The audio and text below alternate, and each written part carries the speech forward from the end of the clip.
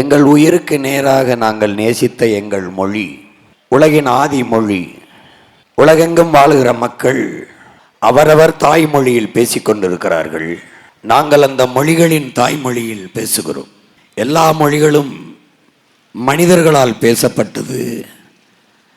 எங்கள் மொழி தமிழ் எங்கள் இறைவனால் பேசப்பட்டது.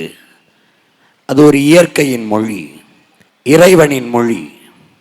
இறைவனே எங்களுக்கு தந்த மொழி.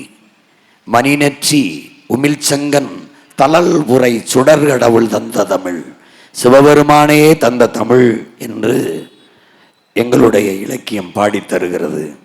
கொங்குதேர் வாழ்க்கை அஞ்சுரை தும்பி காமம் செப்பாது கண்டது மொழியுமோ என்று செய்யுள் எழுதி கீழே இறையனார்னு கையெழுத்திட்டவன் எங்கள் ஆதி சிவன்.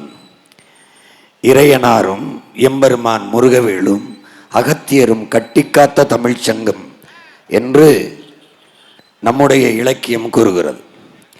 இப்படி உலகில் ஆகச் சிறந்த இலக்கியங்களை கொண்ட மொழி, நன்கு கட்டமைக்கப்பட்ட மொழி, சீர் அசை சந்தம் யாப்பு தொடை என்று நன்கு கட்டமைக்கப்பட்ட மொழி எங்கள் மொழி.